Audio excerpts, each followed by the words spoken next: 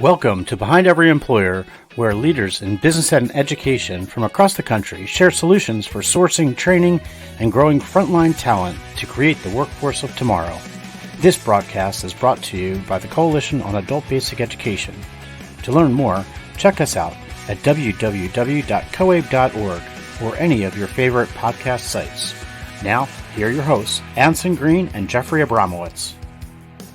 How are you, Anson? Hey, I'm doing great, Jeff. Great to see you again, man. It's been a while, it feels like, but this has been such a busy period that it seems like every week is a month, It does. How about yourself? Man, it just hopping busy. So much is going on, and we're getting ready. This time was Adult Education and Family Literacy Week's coming up, so we're all going to be busy with that. But so much happening, and really excited about this episode in particular because I've known Chef Jeff Henderson for a bit, and it's incredible. The story that he has and the work that he's doing and the impact he's having in the culinary field across the country, especially with people, men and women that are just as impacted. So I don't want to waste a lot of time today with you and us gabbing because we do enough of that offline.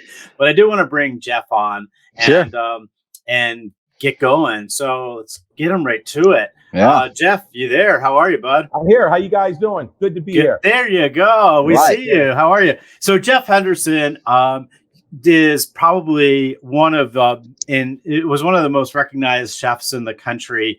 Worked at Ritz-Carlton, the Diamond Hotel Bel Air.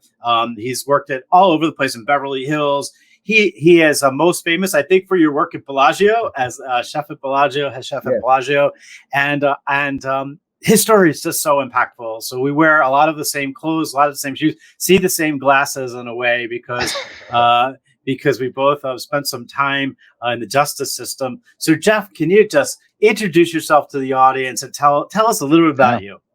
Well, the quick version of my story, I definitely am justice involved. I've been blessed. I've been out of prison now 27 years. I caught a federal case back in 1988, and I served 10 years in the federal system. Former drug dealer out of Southern California, Los Angeles, and San Diego. When I look back at my life, those years I spent in prison might have been some of the most crucial and most impactful years of my life. It was where I grew up at. I went in when I was 23 years old. I was in a federal system when it was called Club Fed. So I was in prison with the Ivan Boskis, Michael Milken, all the big junk bond kings off of Wall Street. And so it seemed like everybody was a multi-millionaire in prison. And, the federal system back in those days, education really thrived. We had a great law library, great education programs. Many of those white collar guys taught business, marketing, public relation classes. They had a Toastmasters, a think tank. Wow. And it was through relationships with them, but also relationships with many Black organizations in prison where I really was able to build up my self-esteem, learn a knowledge of self, culture, and history. But when I bring it all together, you guys, it really was the diverse population of men from various lived experiences that truly allowed me to become a better version of myself while I was on the inside. So, Jeff, you talk about it. If you haven't watched, Jeff has, if you just Google how I went from drug dealer to gourmet chef, there's an unbelievable video about you talking about your history. And one of the things it talks about was you were a good businessman on the street. It got you into some trouble, I know, but you took all those skills and you were able to pivot and use some of that skill set you developed growing up and really being on the street and taking care of business as you saw you needed to and changing it all around. So what was that turning point? When was it inside, or was it before you went in that you just said, enough, no mas, I got to figure this out? Yeah, well, definitely the no mas came in the darkest place on earth. But prior to prison, I grew up in a family of entrepreneurs. My great-grandfather, my grandfather, my dad all had businesses. And as a young entrepreneur, I had a paper route, number one paper boy, candy seller. Then unfortunately, during the early 1980s, the so-called war on drugs kicked off and crack cocaine showed up in Black and brown communities all across this country. I'm 59. I was in that game back when it first started. And it became the meal ticket for so many young impoverish Black and brown youth across this country. And so I got in that business, became a millionaire when I was 19, a part of my life I'm not proud of. But I learned some critical business savvy and traits as a drug dealer. I learned to manage a diverse workforce. I learned what bottom line was, of marketing, public relations. I understood the mindset of cornering the market. And it wasn't until I got indicted in 1988 and went to prison. And when I was in prison, I was blessed to have met some extraordinary men. And some of those guys were Black revolutionaries, ministers, freedom fighters, and old heads, the guys who had all the wisdom, who have been in prison many years. But when I met the Wall Street guys, I used to go into their television room because they had a TV room. The Wall Street boys had their own TV room, and they watched 60 Minutes, 2020, Primetime Live, that Wall Street Journal, USA Today, New York Times. And so as I began to watch these news programs, I was able to travel the world for the first time in my life and realize the world was bigger than the neighborhood. And then one day, Wall Street guy, a friend of mine, invited me to speak at Toastmasters. And I told my story, how I made $1 million by the time I was 19, 20 years old. And he told me, he said, Jeff, you're a smart guy. I'm like, what do you mean? No one ever told me I was smart. And he says, when you was on the street, you had the same business acumen of us Wall Street guys. You understood marketing, branding, public relations. And I never heard those words before, never in my life. And so at that point, that was the aha moment for me. And so my whole motto is keep the hustle, change the product.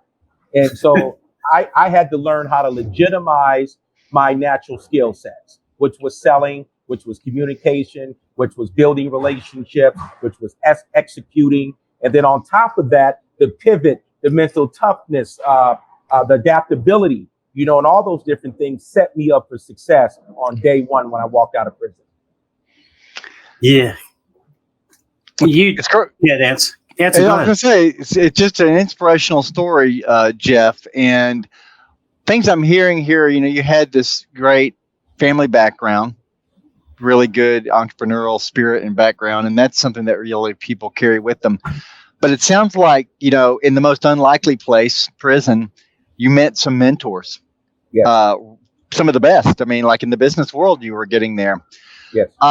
So I want to think about and hear your thoughts, and you can introduce the topic too about the program you're running there called the Chef Jeff Project, because I see this mentoring piece you're carrying forward in a big way. And I think we all can think of mentors in our lives that were really transformative for us. You've definitely got some folks that taught you some serious things and helped you with that turnaround. But tell us a little bit about that turnaround, and then how that really impacted the Chef Jeff Project. Well, definitely, modeling the behavior that I learned in prison and then mastered in the corporate world. I came out of prison straight to Beverly Hills in a white tablecloth restaurant. Wow. And I had to learn a lot of different things. I had to become cultural intelligence. I had to really understand middle class values and wealth values and how to move and navigate and get access in that world. And so for me, it was about getting access to the most talented chefs in the country, like I did in prison. I'm a studier of people. I study culture. I study mindset, and I study the history of people. And so I was able to rise up quickly through Ritz-Carlton, Hotel Bel Air, L'Ermitage, eventually Vegas, become one of the top Black chefs in the country. But it wasn't because I'm some great cook. It was my ability to manage a diverse workforce, especially those with shared lived experiences who come from poverty, who've had the harm, had the violence, and things of that nature. So the Chef Jeff Project was born out of my own lived experience, which once was a TV show on the Food Network, where I take at-risk young people, just as involved young people, and I teach them life skills through culinary arts as a therapeutic tool. Yeah, that's not the only thing. I mean, you got a lot of things on your plate, Jeff, literally, including the New Direction program. And I've had the pleasure over the last year or so, maybe more, speaking at the New Direction program in Trenton, New Jersey, where the Rescue Mission of Trenton that's been going on. Can you tell us a little bit about the New Direction program? And I know we're trying to model it here. We want to see it go across the country. But what's the New Direction program? How's it work? Well, the New Direction program is the leadership offshoot of the Chef Jeff Project. Barrett and I co-founded together many, many years ago. We've been talking about it for over 5 years, where we take system impacted adults, mostly ones who have long sentences coming out of New Jersey State prison system, and drug addiction. A lot of the men who we work with there come from a history of drug addiction. And our goal is to bring subject matter experts, build a faculty to put all these different diverse lived experiences around these men to help them build on their potential, human potential, to be successful and not return back to prison. And so that's what the New Direction program is. It's about instilling men with hope, with potential, building on that potential, helping them figure out what their strengths are and manage around their weaknesses. So, Jeff, we've seen across the country there's a real demand in the labor market right now for chefs and for people in the culinary field. I'm just wondering, has the field opened up more now to people that have been justice impacted, to people that are marginalized populations across the country, to our immigrant populations that are now coming into our country? How do you see the dynamic playing out right now? And we certainly know that what you're doing in this field, but what's really happened on the industry? What do you see on the ground? Yeah, absolutely. I mean, let me tell you, I tell guys all the time, this is the greatest time in American history for system impacted people to come out of the system and get access to entry-level, mid-level positions in companies. When the pandemic hit in 2020, I've been pushing and trying to amplify hiring of formerly incarcerated folks for over 20 years now. And so when the pandemic hit, it put companies in a position where they had no choice. Because people were leaving their jobs, they were cashing out on their pensions and whatnot, and the workforce is trash. And I said to myself, here we have 650 to 700,000 men and women and juveniles coming out of the system every year. Now, is everybody deemed hireable and workable? Probably not. But there is a high percentage of folks who deserve a second chance, and who I believe, if trained right and treated with dignity and humanity, they can come into the workforce and become an asset in brand evangelists for most companies in America. Wow. Jeff, is there a story, a success story that sticks out in your mind that just says like, wow, this, I've had an impact. And you work with so many people. It's probably a hard question for you to answer, but I have one I wanted to share, but I'm curious from your world. Do you have anyone that sticks out with you? Yes. A young man, as you can see, I have system impacted young people in my kitchen right now. We serve as a safe place, and we teach life skills and leadership skills, which I believe is just as valuable as a skill. Because you can have a great skill, but not have the mindset and go into a job and get fired. Sure. And so we teach our young people how to manage their trauma in the workplace, how to manage potential violence in the workplace, and anger in the workplace through a self-talk mechanism that we use. And so it's very important because we come from a world where, sometimes it's kill or be killed. And so in the middle class workforce, if somebody bumps you or looks at you strange, you can't put hands on them and say, hey, what are you looking at? And so we have a young man by the name of Alonzo, who I got out the foster care system. His father was murdered. He was a former drug dealer, did some time, and I got him cast on my Chef Jeff project. And we were able to secure him a full-scale ride to the Art Institute, where he has his AA degree now. He also has his CDL. He's driving trucks, and he works with us here part-time. So one thing I've learned about this population of workforce, especially getting them in the system and out of the system, it's about planting seeds for long-term growth and development. And so based on how impactful their trauma and adverse childhood experiences are, some folks, it takes a little bit longer, to get them really acclimated into a world where, the values are different. And so part of our curriculum is teaching middle-class values. How to properly eat, how to sit in a chair, what you order off the menu, watching certain news programs, staying abreast on community type events, so you can engage and make that felony jacket disappear. Yep. I love this. I love when you think of individuals that have been just as involved in the context of work, there's quite a bit more limitations on industries they can go into, work they can go into. restaurants has always been one that's already, very inclusive, language inclusive, cultural inclusive. And what I'm love to hear in the story is, when you think of food and restaurants, a lot of time people are thinking low pay, they're thinking fast food. You're able to bring forward excellence, 5-star reputation to give people that go there as their first step a vision toward a career, something for real that they can build a family with and build their lives back with. That I think is very inspiring. Speak to that a little bit. Yeah, absolutely. When you think about the food service industry, it's the second largest provider, employer, next to the federal government. And so the reason why the food service industry is so wide open for us and it's less risk is because we come in through the back door, we go home through the back door. We don't deal with credit cards or the public when you go in at an entry level position. Also, the talent, the passion for cooking is born out of working in a prison kitchen. Because you guys know as well as I know, food is chow hall is the most important times of the day, breakfast, lunch, and dinner. So we took pride in the food that we cooked. Whether it was top ramen noodle spreads with the squeezed cheese and crushing up Doritos chips in a sock so you can get that texture for the, we call them prison croutons. Hey, I ate some of the best food in my life. I ate behind the walls because the guys could cook.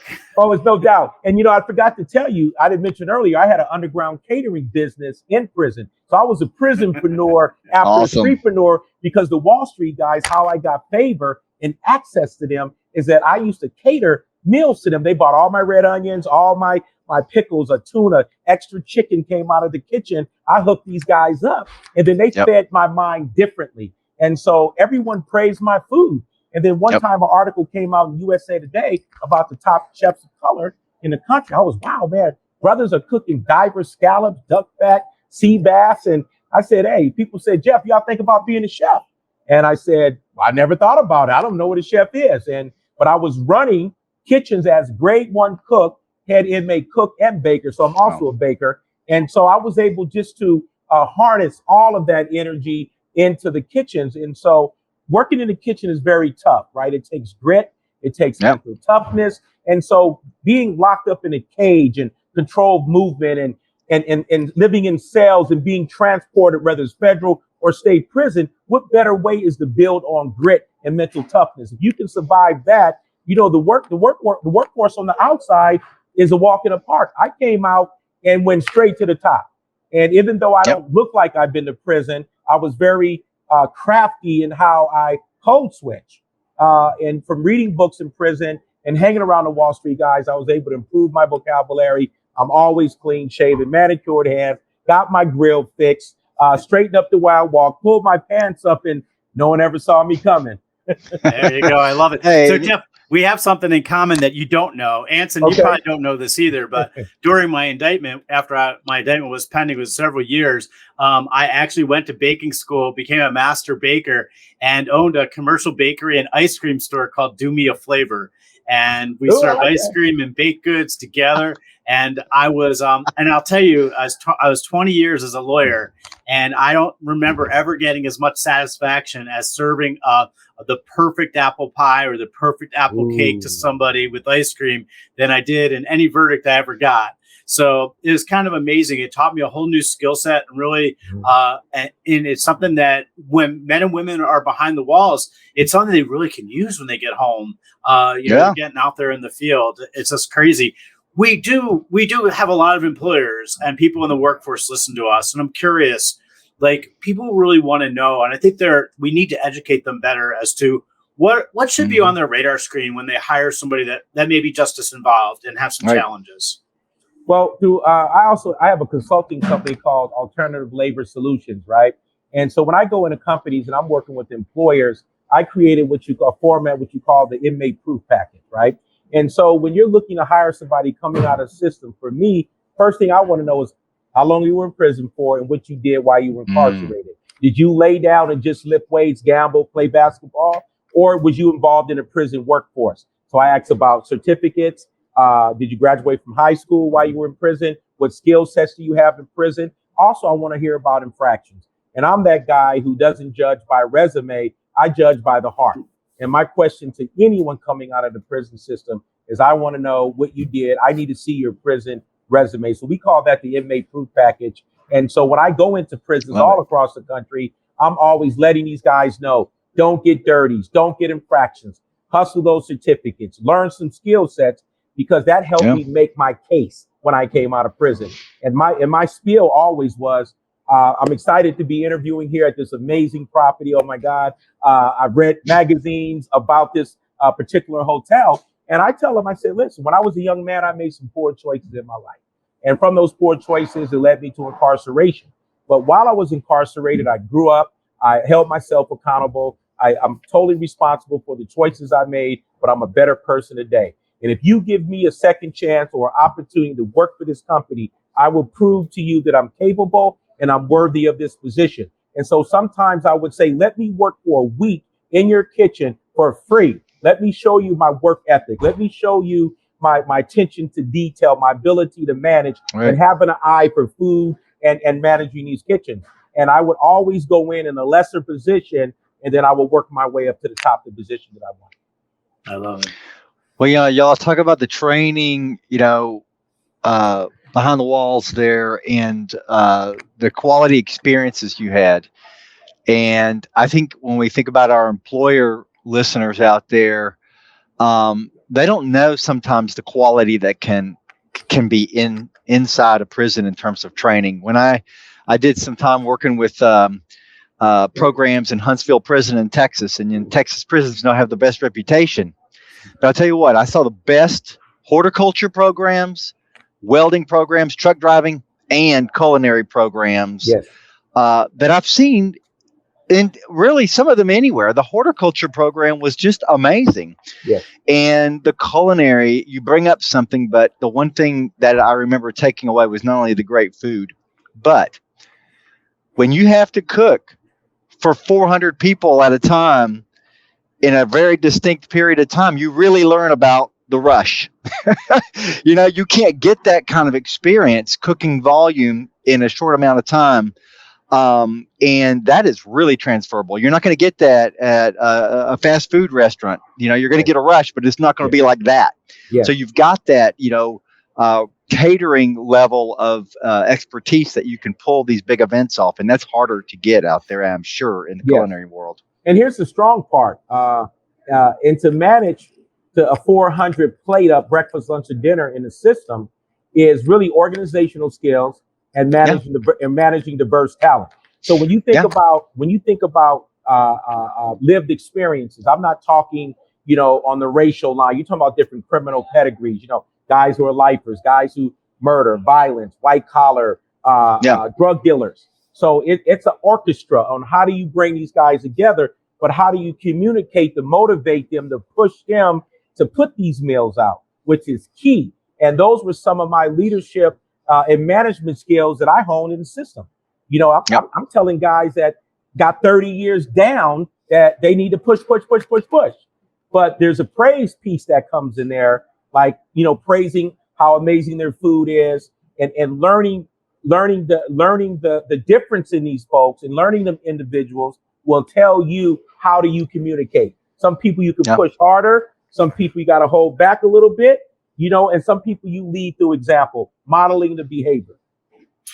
Yeah, it's crazy. I think back because I did work in the kitchen at the federal institution where I was at, and just I remember prepping somebody before they were leaving, and they said, "Mr. Ray, I don't know what I'm going to do when I get out, but how do I tell my story?" And I didn't really do much when I was on the street before I got in, and I was like, "Well, what do you do now?" He's going through and explaining to me he started dishwashing in the facility, and then walked up to the front line, and then eventually became a steward of the kitchen, and was, running 1,800 meals 3 times a day. That's kind of amazing. There's most restaurants don't run 1,800 meals in a day, and you're running them consistently. So the skill set and getting people to understand that and telling their story when they come home and taking advantage of it. I appreciate one comment you just made about the fact that you want to know that people weren't just sitting watching TV all day inside. Yeah. Like, what were they doing to get themselves better? What actions were they taking? Taking classes inside and that kind of thing. So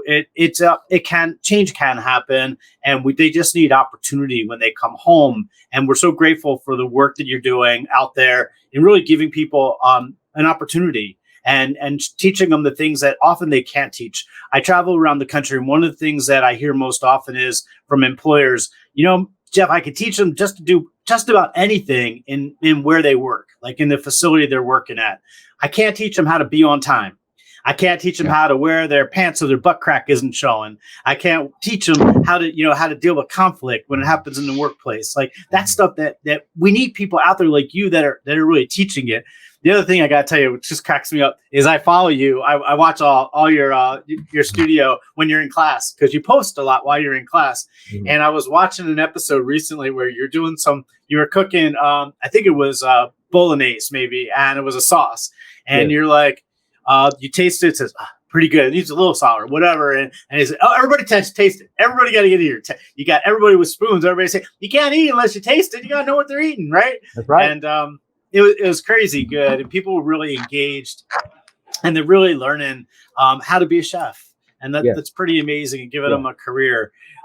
We're gonna take a quick break, Jeff, because when we get back, 2 seconds. When we get back, though, we call it our lightning round, and during the lightning round, we're gonna get you think about this. We want a call to action. Like, what is it you want the public to know and to do after they watch this? So our call to action. Anson, we're going to take a really quick break. We'll be right back at Behind Every Employer. Awesome. You've been listening to Behind Every Employer with Anson Green and Jeffrey Abramowitz. It's one thing to talk the talk, but in the lightning round, which is coming up, we walk the walk with action steps. You can listen to Behind Every Employer podcast on YouTube, Spotify, or find us on your favorite podcast venue.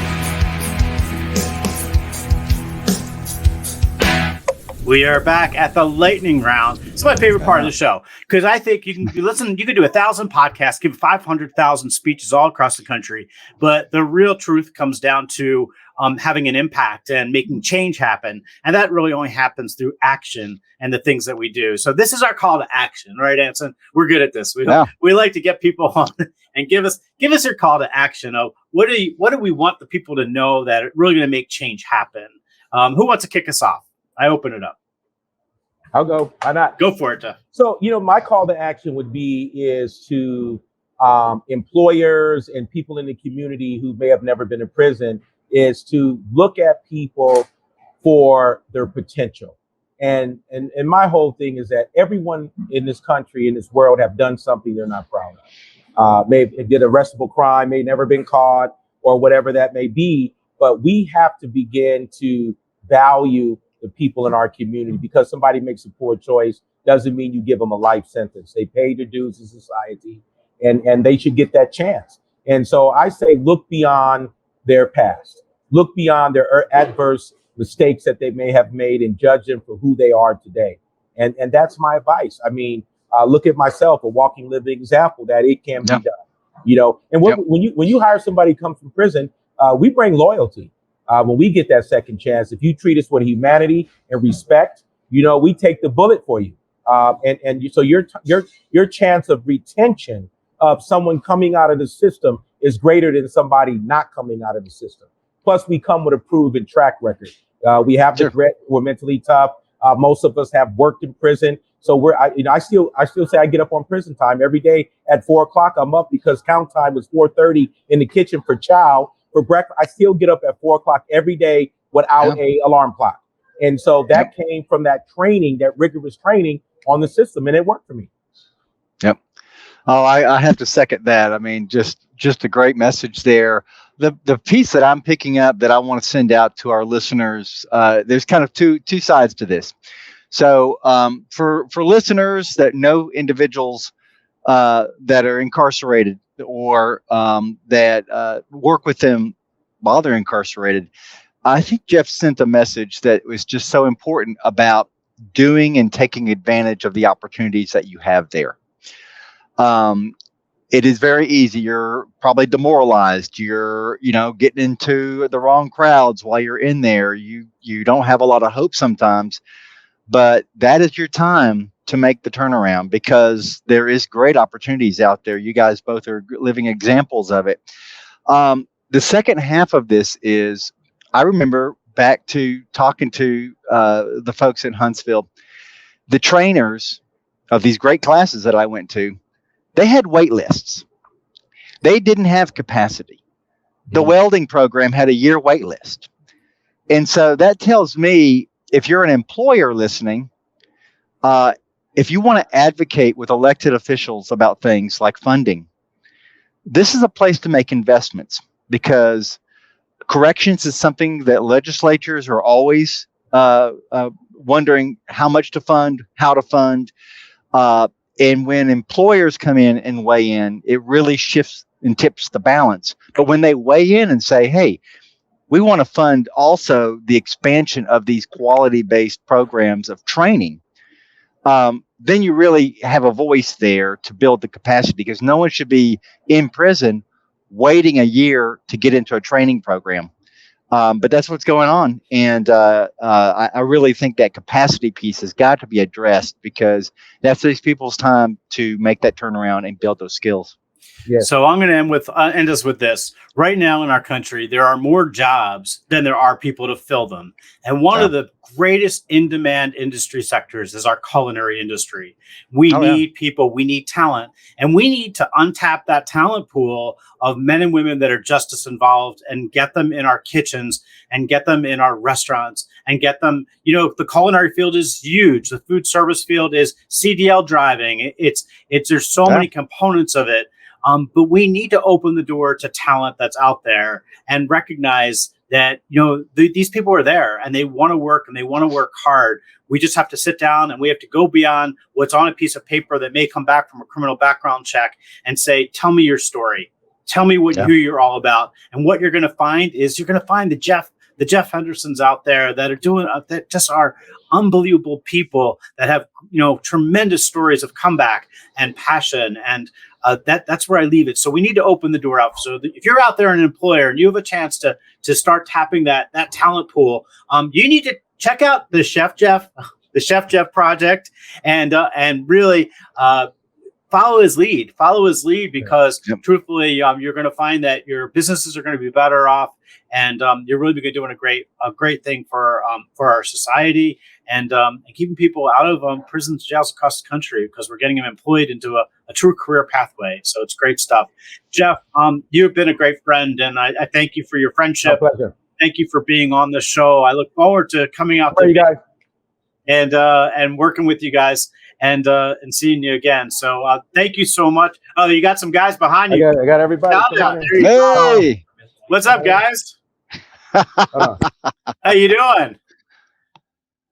There they go. Now you're on a podcast, man. This is fantastic. Well, you guys are an inspiration. You got a great leader there. And we're really trying to expand the message of what Jeff's doing out there to a bigger audience, to different employers. But we need to, seeing the face behind the talk is just fantastic, because Jeff's walking the walk, talking the talk, and he's got a team behind him following. And that's fantastic. You guys are all fantastic. So thank you, Jeff, for everything you brought. Just an inspiration for us. And our employers and other listeners are going to be really, really impacted by your story and what you're doing there. It's just really inspirational. Jeff, thank you very much for being with us, guys. Keep up the great work over there. Keep cooking, will you? Keep cooking. Okay. And Anson, great to see you. You've been listening and watching to the Behind Every Employer podcast, and Jeff Henderson's been our guest. Chef Jeff, we'll see you soon. Take care, everybody. Take care. You've been listening to Behind Every Employer with Anson Green and Jeffrey Abramowitz. If you like the show, please follow us and tell your friends and colleagues. This broadcast has been brought to you by the Coalition on Adult Basic Education. You can find us at www.coabe.org.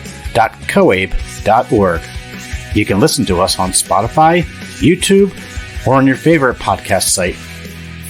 If you'd like to be a guest on Behind Every Employer, please contact us at behindeveryemployer@coabe.org.